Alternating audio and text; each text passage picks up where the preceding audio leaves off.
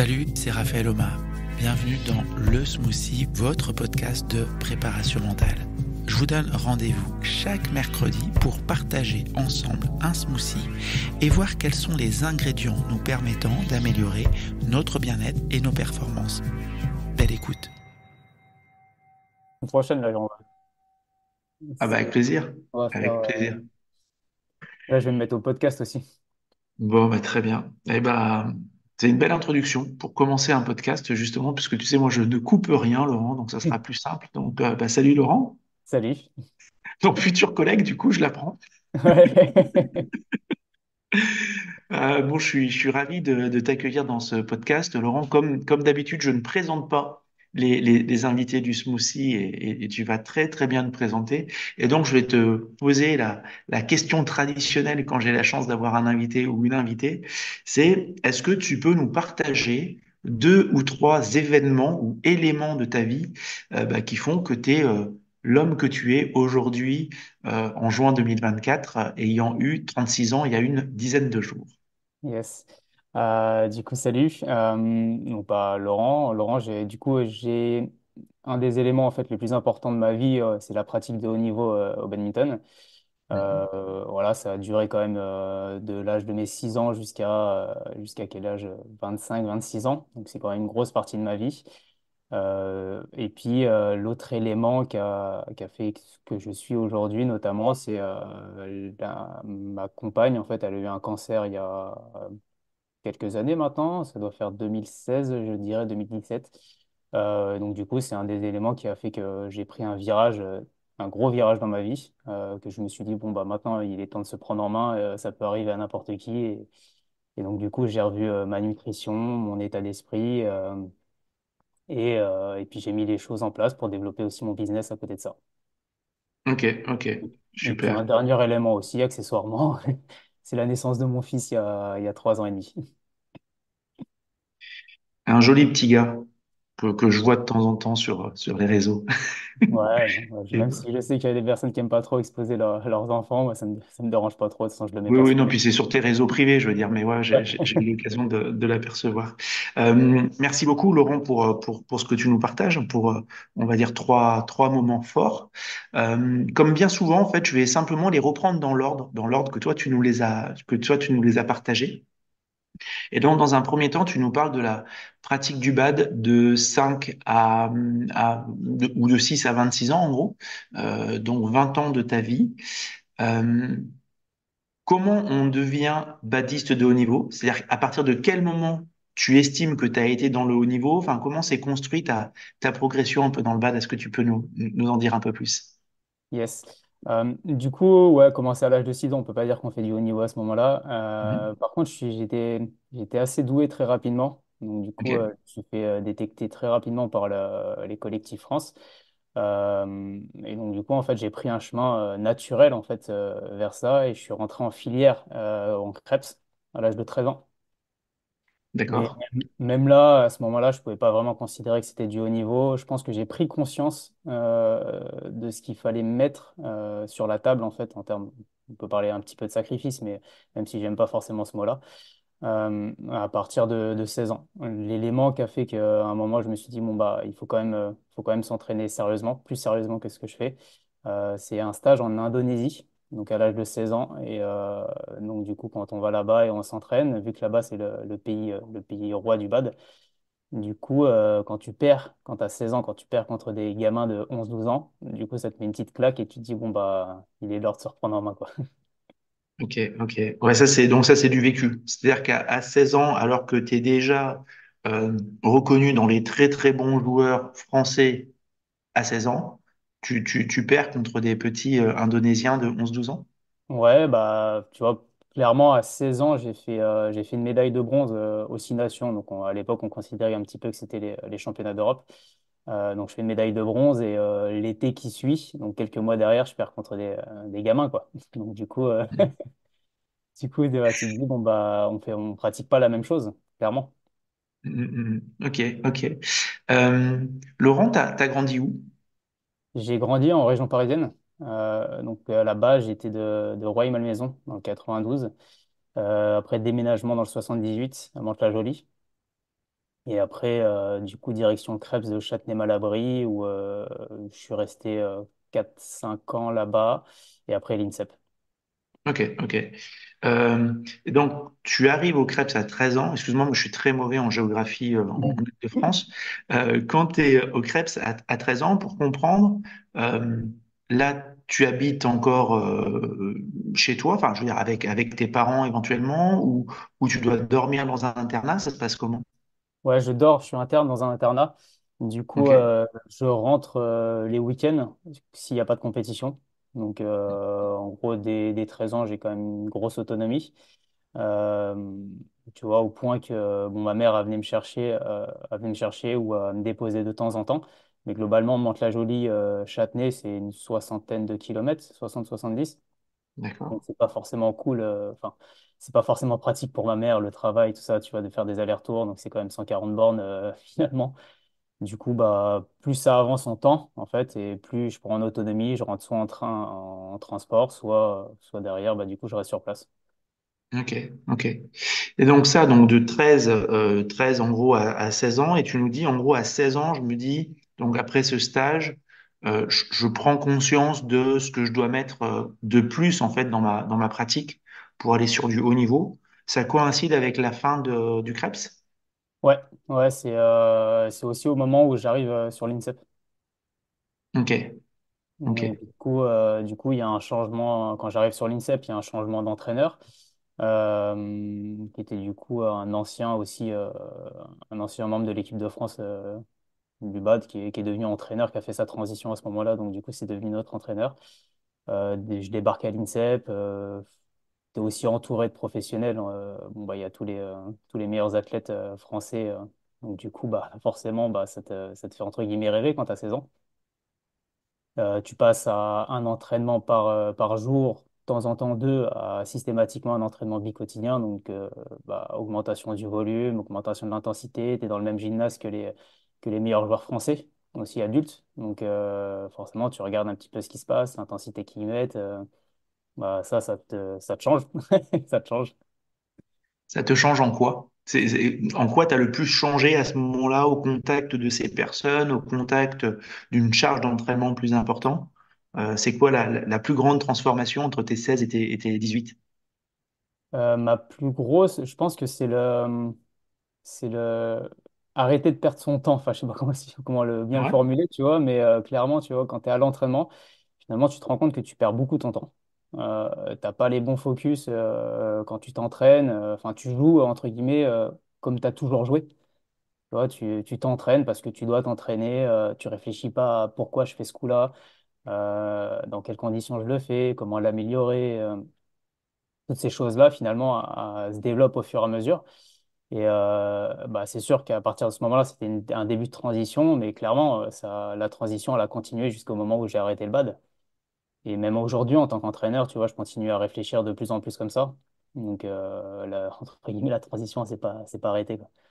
Ok, ok, ouais, d'accord. Donc de plus optimiser ton temps, d'avoir peut-être plus de clarté aussi sur les objectifs que je me fixe sur tel ou tel entraînement ou tel coup ou autre ou pas.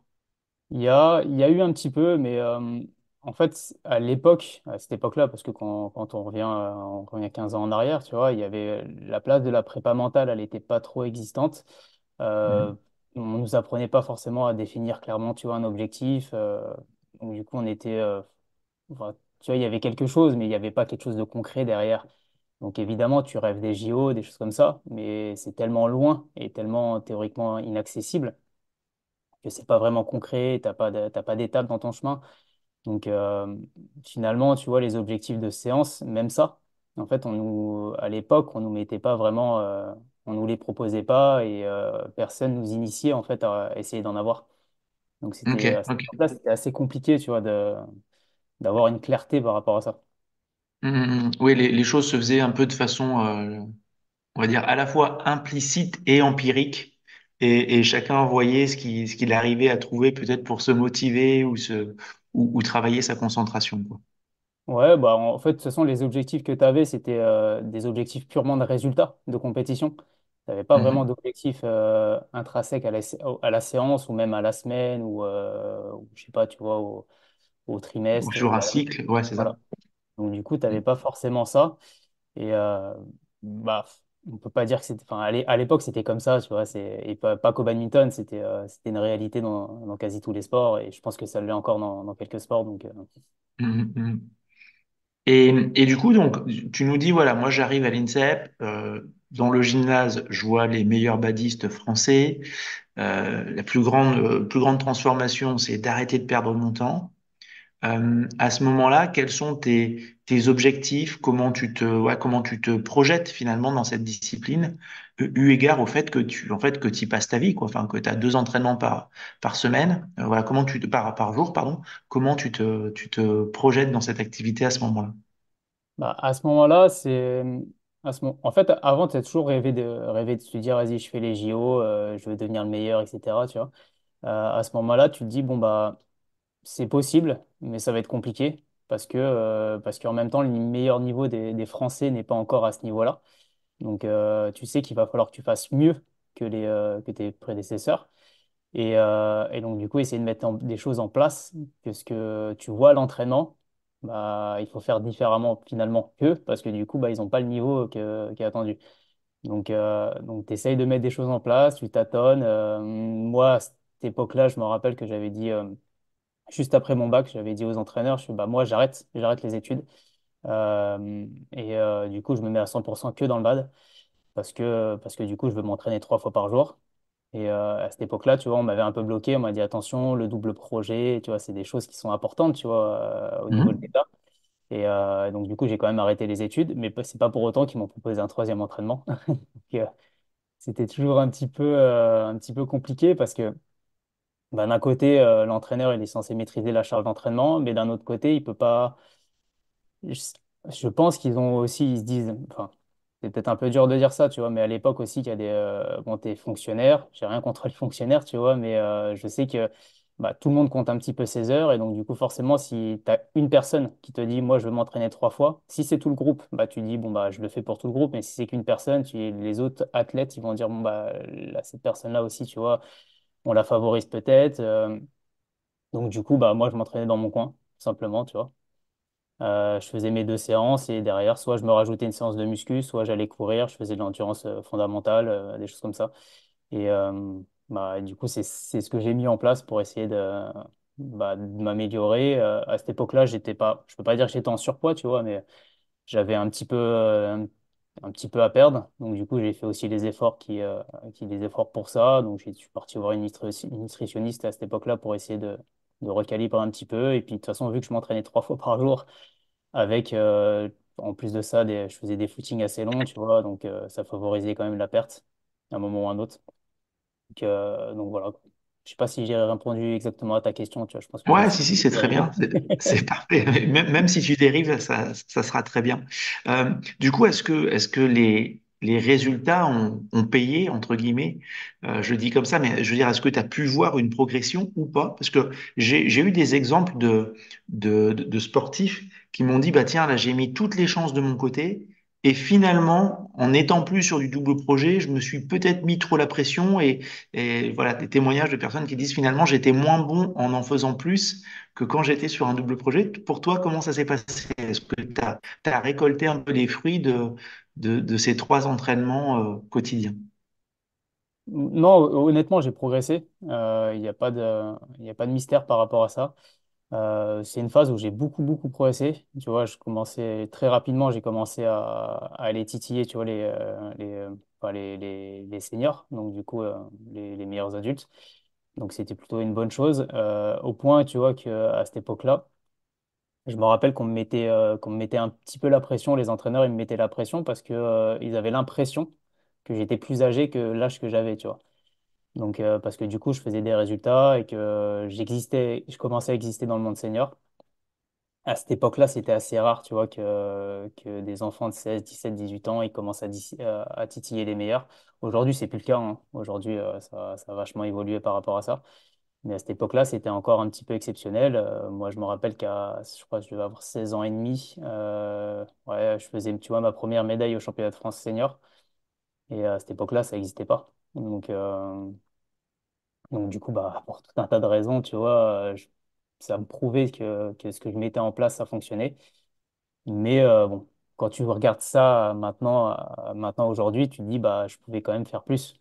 Mais bon, c'est comme ça, tu vois, ça fait partie du chemin bah, de toute façon, tu peux que l'accepter, hein. Mhm. Quand tu dis on te mettait la pression, pour bien comprendre, on doutait de ton âge? On ne doutait pas forcément de mon âge, mais en fait, on attendait des résultats de ma part qui étaient beaucoup plus hauts que ce que j'étais en capacité de faire à ce moment-là. Parce que je montrais un niveau en fait qui était proche des adultes et même des fois je jouais avec eux, tu vois, parce que du coup moi je suis un spécialiste de double et de mixte. Je faisais pas de simple, donc forcément j'ai joué toujours avec quelqu'un et très rapidement en fait mes partenaires en fait c'était des adultes, enfin des adultes qui étaient déjà là depuis un moment. Et le fait qu'en fait que je me retrouve en binôme avec eux, bah du coup on avait une attente qui était pour moi, un peu trop élevé par rapport à mes capacités du moment. Et donc, du coup, bah, quand on te dit, ouais, tu fais pas de résultats, tu fais pas de résultats, des choses comme ça, c'est un petit message pour te dire, fais attention parce que si tu continues comme ça, on va te virer, quoi. Mhm, mhm. Ok, ok. Ouais, dans des discussions précédentes, je pense qu'on avait évoqué la difficulté aussi de cette période dans le haut niveau, et y compris, je pense, dans l'entraînement. Ouais, bah, de toute façon, l'entraînement, de toute façon, c'est compliqué. Le haut niveau, c'est compliqué. La relation que tu as avec tes entraîneurs, c'est compliqué. Moi, tu vois.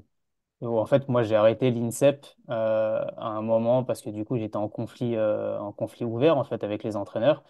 Et donc à ce moment-là, on m'a viré. Mais en fait, qu'on me vire ou pas, en fait, c'était le résultat en fait d'un vrai conflit que j'avais avec les entraîneurs de l'époque.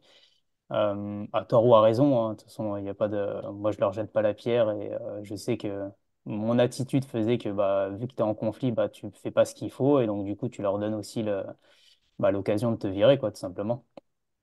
Donc ouais, c'est une période qui était aussi. Enfin, le haut niveau, de toute façon, c'est compliqué. On peut pas dire que c'est c'est la chose la plus humaine, entre guillemets. Il n'y a pas forcément énormément de respect, même si on essaye d'en avoir de plus en plus aujourd'hui, tu vois, entre l'entraîneur et l'entraîné. Mais la réalité, c'est que, c'est que le haut niveau, c'est dur. C'est dur, c'est un monde de requins et que du coup, bah, les gens qui sont dedans, ils sont pas là, entre guillemets, juste pour blaguer, quoi. Mhm. Et juste pour faire un petit bad tranquille à quatre, quoi. Ouais, c'est ça. Et puis c'est normal, hein. Honnêtement, c'est normal. Moi, je sais qu'il y a beaucoup de. Enfin, tu vois, moi, j'ai été. Enfin, du coup, je fais une petite aparté. Tu vois, je me suis retrouvé Très bien. vice-président de la fédération de BAD il y a cela maintenant 3 ans. Moi, j'ai démissionné entre-temps parce que du coup, c'était compliqué. C'était compliqué avec le président. On n'avait pas forcément la même vision. Et puis, du coup, ça me prenait beaucoup, beaucoup de temps. Et c'est au moment aussi où je venais d'avoir mon petit, tu vois. Donc, compliqué. Et je sais que j'étais beaucoup en relation en fait avec les athlètes et les entraîneurs. Et les athlètes attendaient énormément, tu vois, de transparence sur les sélections, bah, voilà, de transparence, du côté humain, tu vois, par rapport à ça. Mais d'un autre côté, eh bah, quand tu es à la place de l'entraîneur, bah, tu peux pas non plus avoir une transparence parce que d'un autre côté aussi, c'est des choix. C'est des choix que tu dois assumer, tu vois. C'est pas que le résultat, c'est de te dire, ouais, bah, je crois plus en cette personne. Et ça, quand tu es athlète, c'est dur de l'accepter. Parce que tu te dis, bah, le gars, en fait, il croit pas en moi, finalement. Et c'est un peu c'est un peu dur de dire ça parce que finalement, c'est peut-être toi qui fais les meilleurs résultats, mais ton entraîneur ne croit pas en toi et il pense que l'autre ira peut-être plus loin que toi. Mais ça, c'est la loi du haut niveau, quoi, simplement. Ouais, ouais, j'entends. Et toi, à titre perso, euh, comment tu as géré cette fin? C'est-à-dire que on entend, ok, t'es tracé, on va dire, dans une filière haut niveau à partir de tes 13 ans, tu vas ensuite à l'INSEP, à 26 ans, t'arrêtes.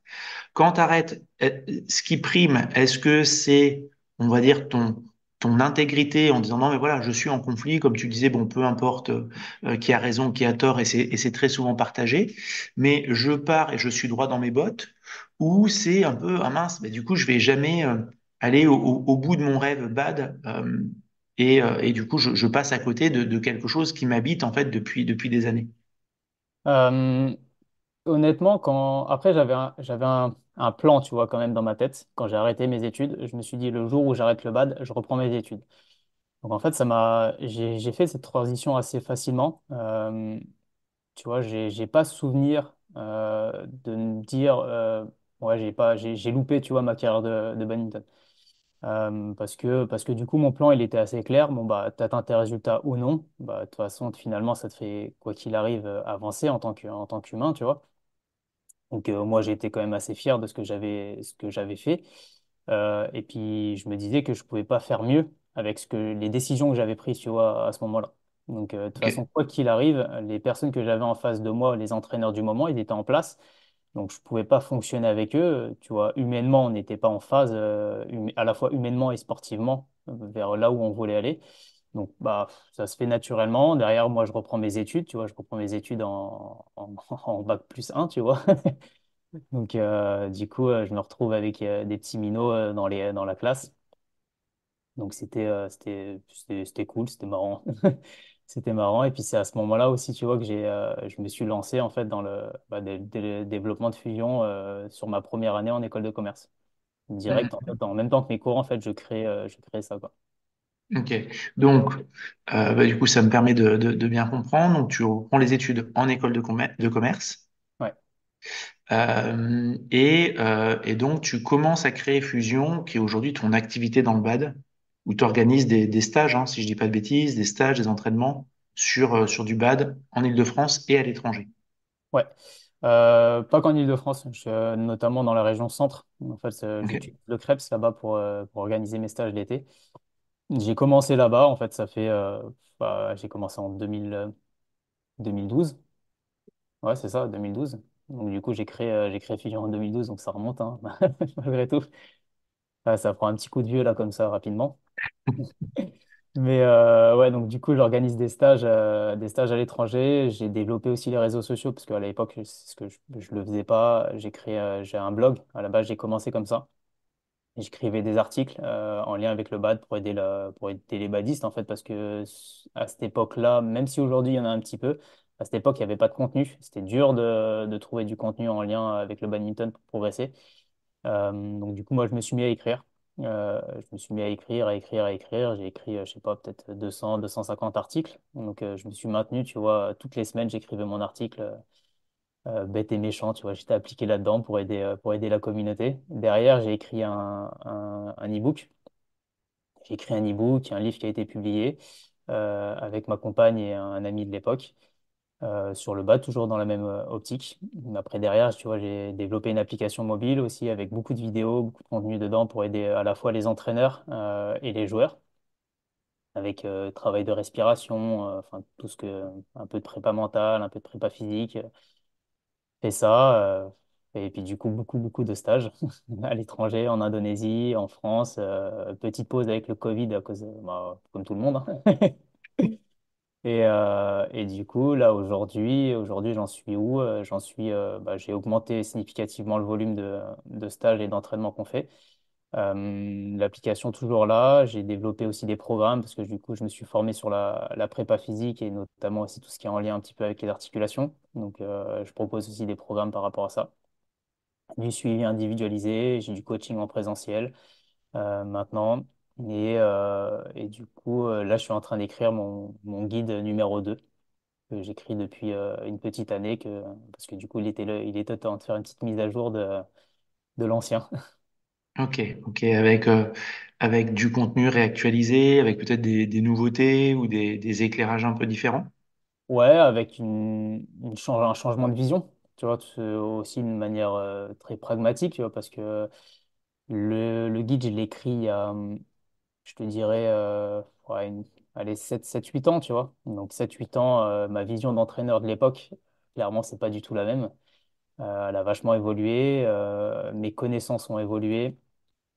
Le lien que je mets avec la préparation physique, le lien avec le badminton, la nutrition, tout ça, ça a aussi évolué. Donc du coup, et vu que c'est des domaines aussi qui évoluent, les connaissances évoluent assez rapidement là-dedans. Donc, il fallait, vu que je suis quelqu'un qui se met à jour, tu vois, d'un point de vue personnel là-dessus, donc c'était évident que je pouvais pas laisser un guide avec lequel j'étais plus trop, même si les grandes idées, je suis en phase avec, mais dans le détail, je suis plus en phase. Donc, je pouvais pas laisser ça, entre guillemets, à la vente. comme ça. Je comprends, Ouais. je comprends, je comprends. Très bien. Merci beaucoup, Laurent, pour tout ce que tu nous partages. Je voudrais maintenant qu'on aille sur le deuxième élément que tu nous as partagé, à savoir le cancer qu'a eu ta compagne. Tu nous as dit en introduction, ça a été un gros virage. J'ai pris un gros virage. Est-ce que tu peux nous parler un peu justement de cette période, du virage que tu as pris, concrètement, les décisions, voilà, comment s'est passé justement ce virage? Du coup, déjà la phase un peu très compliquée, tu vois, d'accompagner, tu vois, dans les traitements de ces choses-là, c'est des choses qui sont dures à vivre. À cette époque-là, je sais plus j'avais quel âge, tu vois, mais une petite vingtaine d'années, donc du coup, tu te dis putain. Et puis c'était sur le fond, tu vois, j'étais pas bon, Andrea, tu vois, j'étais avec Andrea depuis, je pense, 2 ans à ce moment-là. Donc ça reste récent, tu vois, même elle dans sa tête, tu vois, elle avait un doute sur entre guillemets, tu vois, si j'allais rester avec elle, tu vois. Moi, ça m'a jamais traversé l'esprit, mais à ce moment-là, tu vois, c'est des choses qui sont compliquées à vivre.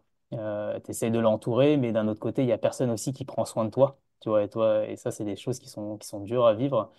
Euh, En tout cas, et après, derrière, en termes de virage, à ce moment-là, tu vois, je me suis dit, bon, de toute façon, dans ma tête, il y avait, enfin, tu vois, on allait s'en sortir, tu vois, c'était assez clair par rapport à ça. Et puis derrière, on a fait quoi? Moi, je me suis mis à lire, tu vois. J'étais pas du tout une personne qui lisait. Du coup, j'ai enquillé tous les bouquins qui existaient sur la nutrition, sur tout ce qui était en lien avec potentiellement les cancers, pourquoi ça se développe.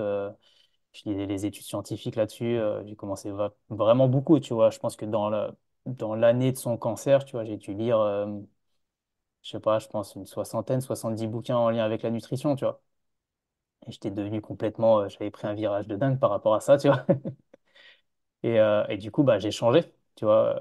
Tout ce que je lisais, bon, du coup, tu testes aussi sur toi, tu vois. Vas-y, je vais tester ce type de régime, ce type de nutrition, quel impact que ça a sur ma santé, comment je me sens derrière.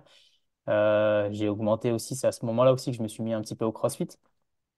Donc, je faisais la transition, tu vois, avec ma carrière de sportif de haut niveau. J'avais quand même besoin de me dépenser.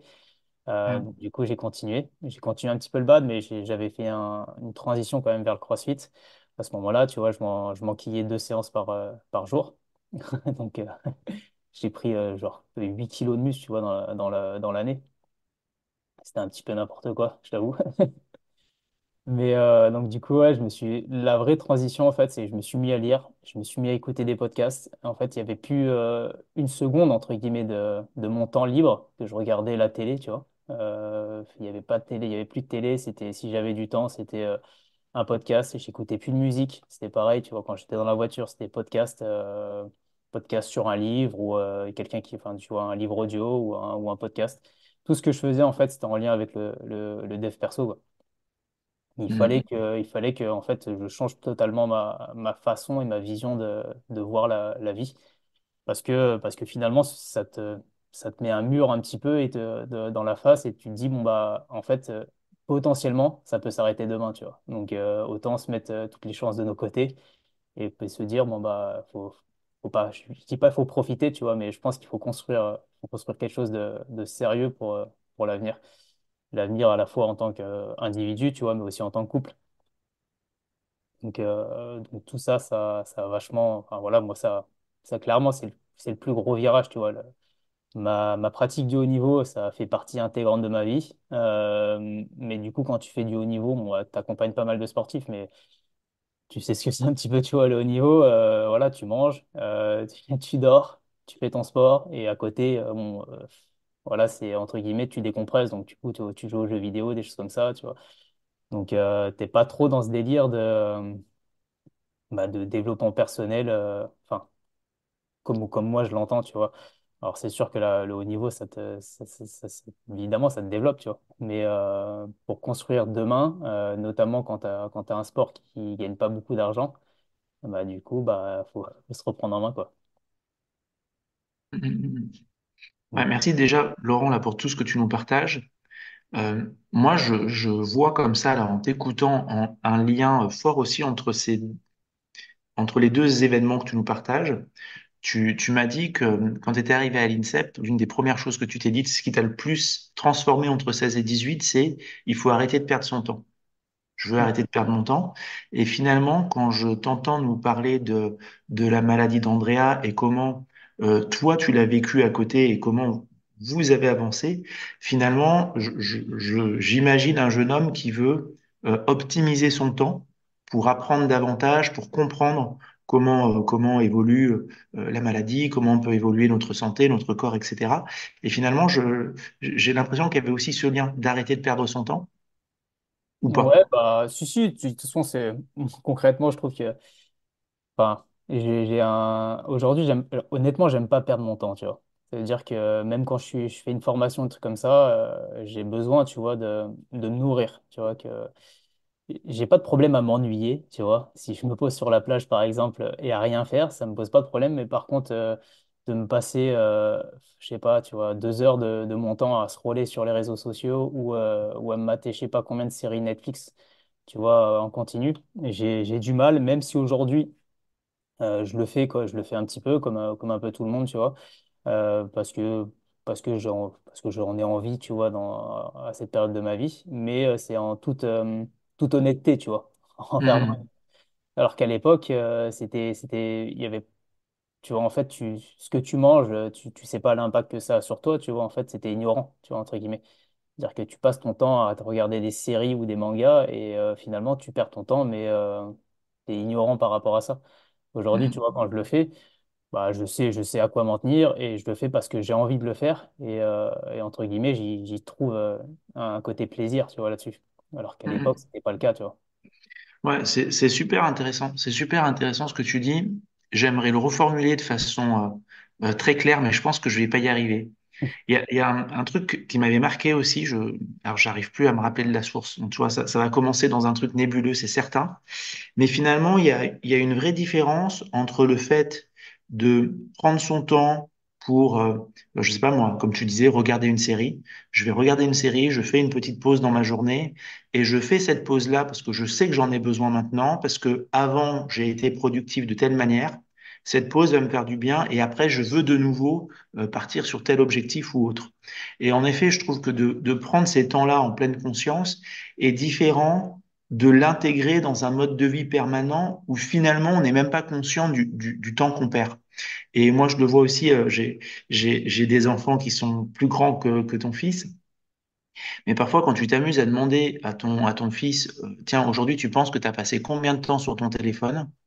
Je trouve intéressant de voir la différence entre le temps que lui a évalué et le temps réel. Et là, pour le coup, bah, t'es pas du tout en conscience des moments de pause que tu prends, donc je trouve que c'est important de l'être. Ouais, non, c'est clair, bah, c'est pas si mal formulé que ça, je trouve. Ouais, bah merci, merci. Ouais, non, c'est compliqué parce que des fois, tu te fais aussi happer par le téléphone, tu vois, quand tu regardes les réseaux. À l'époque, je voulais pas être trop présent dessus. Aujourd'hui, pour mon business, j'ai besoin de l'être. Donc, du coup, ça me prend du temps. Honnêtement, du temps que j'ai pas forcément envie de consacrer, mais d'un autre côté, il faut que je le fasse. Donc, du coup, et je suis pas trop du genre, j'ai pas de personne c'est à qui je délègue ce genre de choses parce que ce que je mets sur les réseaux et ce que j'écris, je sais qu'il y en a qui utilisent, tu vois, les intelligences artificielles, des choses comme ça, mais en fait, pour moi, en fait, ce que je partage, en fait, c'est des valeurs qui me sont propres, tu vois, et c'est pas un chat GPT ou un truc comme ça, tu vois, qui va les partager, tu vois, entre guillemets, et je veux pas que ce soit quelqu'un d'autre aussi qui crée le contenu parce qu'en fait, finalement, c'est peut-être pas les valeurs, c'est peut-être pas les idées que je partage. Et le but, c'est pas de faire du chiffre. Tu vois, honnêtement, je pourrais faire x2, x3 de mon chiffre d'affaires, je pense assez facilement si je déléguais. Mais c'est pas le cas parce que du coup, parce que j'ai pas envie en fait en fait que ça soit d'autres personnes en fait qui véhiculent une image sur laquelle je suis pas aligné, tu vois. Ouais, ça se comprend tout à fait. Ça se comprend tout à fait.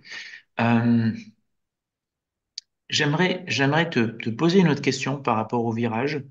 Euh, alors, une question qui est sans doute difficile, qui est facile à poser, mais peut-être difficile à y répondre. Bref, tu nous dis, voilà, j'ai fait un grand virage. Moi, quand je visualise ce virage, j'y vois un changement de direction. Ok, donc je partais plutôt dans une direction il arrive cette maladie, on la traverse avec des implications différentes, bien entendu, mais vous la traversez ensemble, et tu nous dis, je prends un plus gros virage. Est-ce que tu arriverais ou pas, a posteriori, à nous dire finalement, sur un, deux, trois points très concrets, sur quoi le virage a été le plus marquant? Est-ce que finalement, c'est sur ton alimentation, avant tu faisais comme ça, maintenant tu faisais comme ci? Est-ce que c'est sur la gestion de ton temps libre? Est-ce que c'est sur certaines représentations mentales? Tu vois, je sais pas trop, mais est-ce que tu arriverais ou pas à expliciter en quoi ce virage, il a vraiment changé le Laurent que tu étais avant? Ouais, bah, le virage le plus marquant, en fait, de toute façon, c'était en lien avec la nutrition, parce que j'étais quelqu'un, en tant que sportif de haut niveau, la plupart des sportifs de haut niveau mangent mal, mais on fait tellement de quantité de volume d'entraînement que du coup, bah, on peut encaisser n'importe quoi et on prendra pas de poids. Tu vois, j'étais une personne qui mangeait quasiment que des glucides, tu vois, entre guillemets, de la malbouffe, tu vois. Tu vois, je me tapais des pizzas, je pouvais aller me chercher des kebabs à 22h30, tu vois, je pouvais aller me chercher un kebab parce que j'avais faim, tu vois. J'avais tout le temps faim, donc des fois c'était 3, 4 repas par jour, des fois voire plus. Je me suis mis à manger des légumes, tu vois, chose que je faisais pas. Parce que je détestais les légumes, j'ai appris à les apprécier à la fois pour ce qu'elles m'apportaient, tu vois, en termes de nutriments, mais aussi parce que finalement, bah, le goût que j'en avais dans ma tête, dans mon enfance, bah, finalement, c'était pas le même. Donc, du coup, ça, c'est un des trucs les plus changeants. Après, derrière, bah, il y a la gestion de mon temps. Ce virage-là, il est clairement évolué. Tu vois, j'étais un gros consommateur de séries, de mangas, de jeux vidéo. Tu vois, je vais te donner un exemple tout bête, tu vois, mais à ce moment-là, c'est à l'époque qu'il y avait une PS3, tu vois, et la PS3, j'ai jeté à la poubelle, tu vois, avec tous les jeux, tu vois, en Ok, mode transition. C'est même pas j'ai cherché à la revendre ou quoi, tu vois, je l'ai pris, je l'ai descendu, je l'ai mis à la poubelle. Tu vois, c'est peut-être un peu, tu vois, c'est choquant tu vas me dire ça parce qu'il y avait quand même pas mal d'argent, parce que j'avais beaucoup de jeux. Mais en fait, indirectement, tu vois, j'en avais besoin, tu vois, de dégager toutes mhm, les distractions possibles, en fait, de chez moi. Parce que bon, bah, si tu as des distractions, potentiellement, tu peux retomber dans des travers. Et bon, bah, quand tu joues à un FIFA, bah, tu peux perdre 1 heure, 2 heures, 3 heures assez facilement, quoi. Et ça, j'avais pu, dans ma tête, en fait, c'était clair et net que c'était plus possible. d'accord. Donc, il y a ces deux éléments-là qui sont les plus marquants. Et celui que je t'avais pas aussi évoqué, c'est en fait sur mes heures de coucher et mes heures de réveil. Euh, Ok. ouais, pendant la phase où Andrea elle est tombée malade, en fait, c'est à ce moment-là que du coup j'ai pris aussi la formation Alex Roth, là, du coup qu'on Mhm, a en commun. ouais, Euh, Tu vois, c'est à ce moment-là que je l'ai fait. Et à ce moment-là, en fait, j'étais dans mon lit à 21h30. Je pense que je m'endormais à 22h et je me réveillais à 5h30, tu vois, tous les matins. Tous les matins, j'avais ma même routine. Je me réveillais, je faisais 5 minutes de méditation. Et après, derrière, j'implémentais la formation que je suivais en même temps. Tu vois, tous les jours, tous les jours, ok. tous les jours, c'était ça. Donc, Et ça, pour le coup, Laurent, c'est un virage que tu as encore, parce que j'entends que la nutrition, tu l'as toujours, la gestion du temps aussi.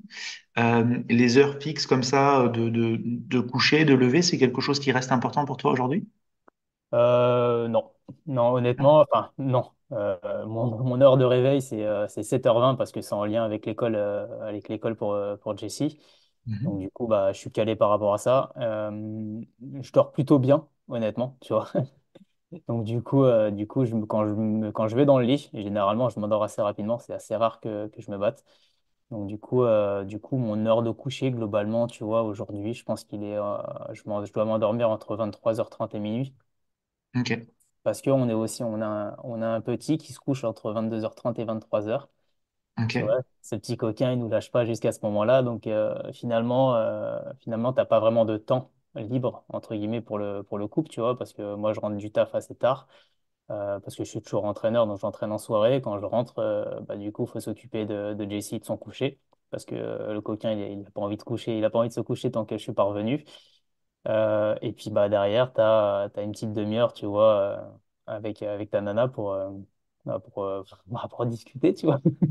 Ouais, faire le débrief un peu de la journée, savoir comment vous allez et tout, quoi. Donc, Donc du coup, bah, ça fait que tu pousses le coucher et puis bah, du coup, je peux plus me réveiller, tu vois, à 6 heures ou plus tôt. Parce que en plus de ça, je pense que si je me réveille à cette heure-ci, il serait capable de m'entendre et de se réveiller aussi, tu vois. Ok, ok. Écoute, bah merci, merci pour tout ça. Euh, Eu égard à tout ce que tu as vécu dans le sport de haut niveau, dans votre vie personnelle, tous les bouquins que tu as ingérés, j'allais dire, on parlait un peu de nutrition, mais ou digérés, le fait aussi, tu as évoqué le fait de dire, voilà, tout peut s'arrêter et je veux aussi créer la, enfin, créer en tout cas une activité qui me permette de subvenir à mes besoins, etc. Eu égard à tout ça, Laurent, t'as de la clarté sur où est-ce que tu as envie d'être dans 5 ans ou comment tu te vois dans 5 ans? Qu'est-ce qui aura encore évolué et voilà, comment tu te projettes dans cette route? Aujourd'hui, je fais une transition en fait un petit peu parce que du coup le monde du bad, c'est pas que ça me gonfle entre guillemets, tu vois, mais j'aimerais bien, tu vois, m'extraire un petit peu du monde du bad et donc du coup je fais une petite transition vers le monde du fitness Ok. euh, et notamment tu vois d'être coach, même si je le suis déjà, tu vois là j'ai passé un diplôme pour être coach sportif, tu vois, en lien avec le fitness. Euh, Parce que ça m'intéresse et du coup j'aimerais bien, tu vois, avoir un impact significatif, tu vois, dans la santé des personnes, tu vois. J'ai beaucoup de personnes qui ont des pathos, qui viennent me voir et du coup indirectement, tu vois, c'est bizarre de dire ça, mais tu vois, en fait, ça me fait du bien de me dire que je suis utile vraiment, tu vois, à quelqu'un d'un point de vue bien-être, tu vois, pour ces personnes. Au bad, ça reste un loisir, tu vois, entre guillemets. Et les mecs, bah voilà, je les fais progresser, c'est cool, tu vois. Il y a des gamins, tu vois, je les ai amenés au titre de champion de France, donc c'est toujours cool, tu vois, c'est valorisant et tu sais que tu as un impact dans la vie de ces jeunes. Mais aujourd'hui, tu vois, je me dis que bah, voilà, il y a les personnes qui sont un peu plus âgées, il y a des personnes qui ont des pathos, il y a personne qui s'en occupe. Et c'est des choses, tu vois, aujourd'hui qui m'intéressent de plus en plus parce que du coup, bah, il y a une partie de la population qui est un peu délaissée par rapport à ce type de coaching. Et je pense qu'il y a besoin de personnes pour s'en occuper. Et c'est bizarre de dire ça, tu vois, mais j'en fais un petit peu une affaire personnelle, tu vois, entre guillemets. Parce que bon, enfin, c'est le monde aujourd'hui qui m'intéresse et vers lequel j'ai envie de me projeter. Après, de me dire à 5 10 ans où est-ce que je me vois être, j'ai du mal à me projeter aussi loin, honnêtement, parce que j'ai du mal à faire toujours les mêmes choses. Tu vois, j'ai besoin de changer. C'est pour ça que je fais beaucoup de formations. J'aime, tu vois, acquérir, entre guillemets, un nouveau savoir. Tu vois, enfin, j'aime bien, en fait, bêtement, tu vois, je vais te dire ce que j'aime le plus, en fait, c'est apprendre de nouvelles choses. Hmm. Apprendre de nouvelles choses et essayer de les mettre en pratique. Tester des nouveaux sports, tu vois, voir vers où, enfin, à quel point, tu vois, je suis capable d'évoluer dans ce sport, tu vois. En ce moment, bah, du coup, on en parlait au début, tu vois, c'est le trail, tu vois, en ce moment. Non pas parce que c'est très à la mode, mais parce que je me suis mis en tête de faire un ultra et de voir physiologiquement ce qui se passe, tu vois, pendant un effort aussi intense et compliqué.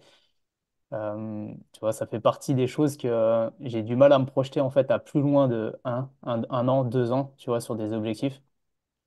Alors de me dire dans 10 ans, tu vois, est-ce que j'aurai 2 gamins, est-ce que j'habiterai dans le sud, est-ce que je serai millionnaire, j'en sais rien, tu vois, honnêtement. Hmm.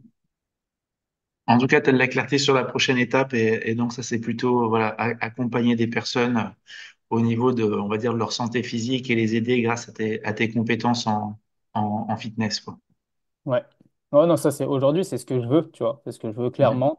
C'est de monter une salle, tu vois, une petite salle de coaching perso ou small group qui va être très en lien avec ça et tout ce qui est réathlétisation.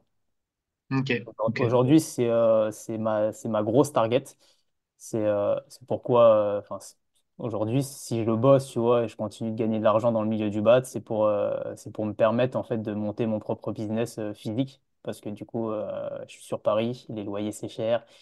Il faut beaucoup d'argent de côté pour pouvoir se lancer. Donc du coup, bah, étape par étape, mais on continue le chemin, quoi. Bon, bah, c'est top, c'est top, c'est top. On arrive à la fin de ce smoothie. Je te remercie grandement, Laurent, pour ce que tu as partagé, pour ta sincérité. C'était vraiment très intéressant. Première question, comment on fait si on aime le bad et qu'on veut en savoir plus ou on aime le fitness, on veut en savoir plus, comment on fait pour te retrouver? Du coup, pour me retrouver, faut taper sur Internet Fusion Badminton ou sur Instagram Fusion Bad, enfin, Badminton. Du coup, c'est moi qui réponds à tout ça, c'est moi qui crée le contenu. Donc, si on veut me retrouver par rapport à ça, aujourd'hui, je pense que le plus simple, ça reste Instagram. Même si mon site, il est toujours actualisé, mais sur Instagram, du coup, plus facile de de m'attraper. En tout cas, même de m'envoyer un message. De toute façon, je lis tout et je réponds à tout personnellement. Donc, du coup, c'est là. Ok, super. Deuxième question, est-ce qu'il y a une personne que tu aimerais entendre dans le smoothie? Si oui, à qui tu penses? Euh, ouais, il y a des personnes, tu vois, que je trouve très intéressantes, tu vois. J'en ai plusieurs en tête, mais la personne qui me vient le plus en tête, honnêtement, c'est c'est une personne que je connais depuis quelques années, tu vois, parce que du coup, j'ai fait des programmes de fitness. C'est lui qui me faisait mes programmes à un moment. Et c'était un de mes formateurs, du coup, sur la formation que je viens de terminer, tu vois. Et D'accord. je pense que c'est une personne qui a beaucoup à partager, qui a beaucoup de savoir, honnêtement. Je vais le voir d'ailleurs juste après, là. J'enchaîne avec lui. Donc, du coup, ouais, c'est Thomas, ouais, du coup, qui a monté pareil, tu vois. C'est un peu, ouais, enfin, honnêtement, c'est une personne que je considère comme étant un mentor, tu vois. Mhm. Parce qu'il a monté sa salle de fitness, parce que je trouve qu'il a une connaissance de dingue, en fait, vraiment de dingue par rapport à tout ce qui est lié au corps, enfin, la santé de manière générale. C'est un athlète aussi ultra complet. En fait, c'est une personne indirectement je trouve, en fait, tu vois, en tant que modèle, tu vois, en tant que sportif, même si j'étais sportif de haut niveau, il l'a pas forcément été, tu vois, ce truc, mais en fait, il est complet. Il est complet partout et c'est vers ça que j'ai envie de tendre. Et ouais, donc du coup, je pense que c'est une personne, tu vois, que j'aimerais bien entendre. Ok, super. Bah, écoute, merci pour l'info. Et puis, je me rapprocherai de Thomas alors. Franchement, si tu veux, je lui en parle juste après, là, tu vois. Bon, bah, super, Je lui en super. parle Bah, juste après. écoute, merci beaucoup en tout cas, Laurent, Yes. Non, pour ta merci à toi. présence dans ce smoothie. Et Merci puis à toi. à très bientôt et bon rendez-vous avec Laurent alors. Avec Thomas, il Avec s'appelle. Thomas, Ouais. oui, avec Thomas. À très Yes. bientôt, salut. Merci beaucoup. Ciao. Merci d'avoir écouté cet épisode jusqu'au bout. Ce smoothie vous a plu, alors partagez-le avec des proches ou mettez-nous la note de 5 étoiles sur votre plateforme d'écoute. Et si vous le souhaitez, poursuivons la dégustation de smoothie ou échangeons sur les réseaux. Je serai ravi d'avoir vos retours et vos questions.